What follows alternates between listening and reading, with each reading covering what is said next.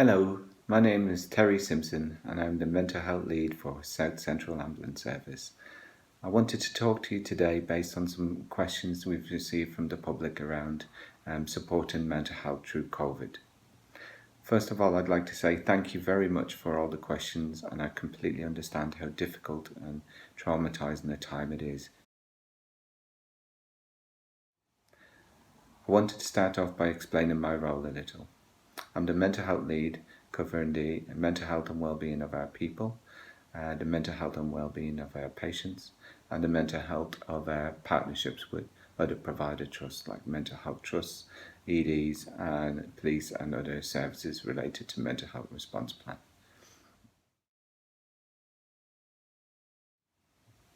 We've received a number of questions from the public which are really helpful and I'm happily trying to put these into a cluster of responses around some of the key themes that we've received.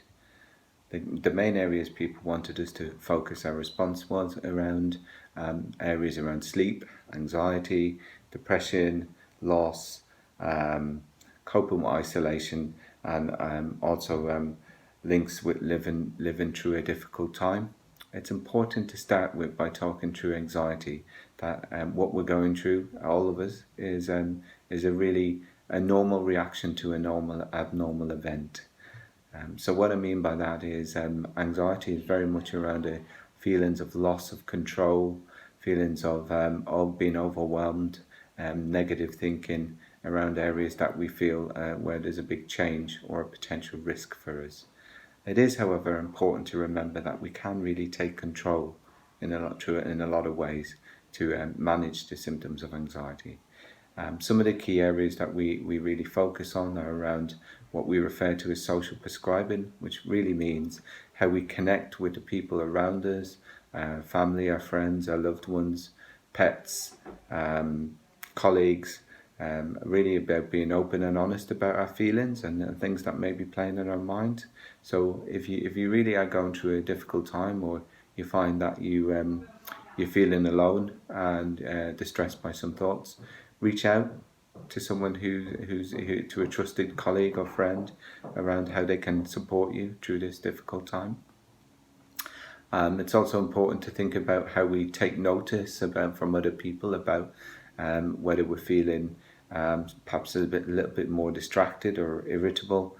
If we get our feedback from loved ones around that we're perhaps not quite ourselves, take some time to reflect and be kind to yourself about how you can try to switch off and find ways to focus on breathing exercises, relaxation techniques, mindfulness, to really help relieve or recover that level of bounceability, so that our ability to cope with stress and pressures. Really try to think through about ways to keep learning new different strategies, so hobbies, interests. Think about how we can be kind to ourselves and to each other. Reflect on what works well for you, what you've tried. Think about keeping a mood diary. People often find keeping a mood diary is a very productive way of mapping out how they think through the day, and then looking at different patterns of where they can do things slightly differently just to reduce the level of anxiety or distress that they may be going through at a particular time. It's also important to try to think about exercise, which is obviously we've got to do it from a social distance perspective through COVID, but there are still many creative ways where we can build up those natural feel-good emotions around how we either go for a walk or go for a run or a bike ride, or often people are finding it helpful to do online videos related to workouts or yoga or something along those lines. Really, people can find very productive. We are going through a very challenging time, but I genuinely believe that we will be stronger together through this. I'm a dad myself of 3 children, and your thoughts can creep away with you about irrational thinking related to risk. So I think it's really important that we find productive ways to manage those distressing thoughts. And always remember the NHS is there. and ready to respond when you need us. So please do continue to use the NHS and the ambulance service with any of your needs. And it's also important to remember how what other mechanisms of support are available to us. One thing that we're putting a lot of effort into nationally is the Every Mind Matters campaign, and you can search for Every Mind Matters. It has a number of very useful and effective tools and resources to help build resilience and how we look to cope with managing our anxieties and depression.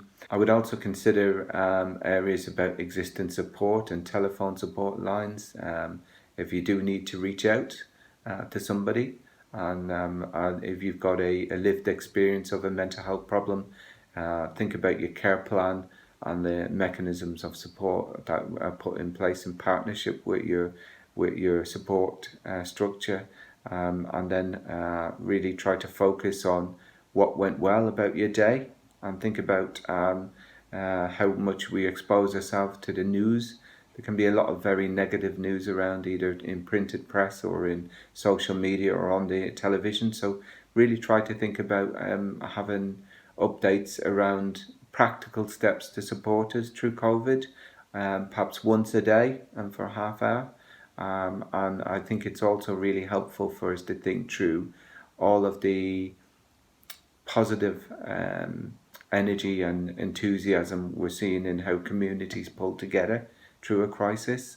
And I personally can reflect on the all of the public's recognition and appreciation for the ambulance service and the NHS overall through this difficult process. But I do think it's really important to remember that we can pull through this thing together, and we will get through this together. And if you do feel that you're going through a distressing experience, don't hold it in. Please do reach out, either to a trusted colleague or friend or to a professional, because you're not on your own. So in summary, I think there's some really helpful things we can do to try to find positive outlets for all the negative energy and anxiety and depression that we're experiencing at the minute.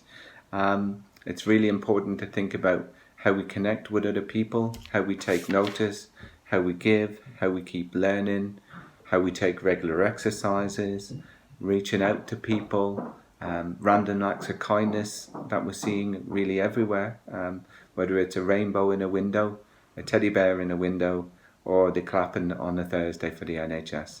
These are all moments to be really very proud of. Talk to a friend, talk to a loved one. Remember to be kind to yourself, to be kind to others. Self-compassion is really important at this time. We're all going through a very, very difficult time, and it's important to remember that we are stronger together. Thank you. Bye.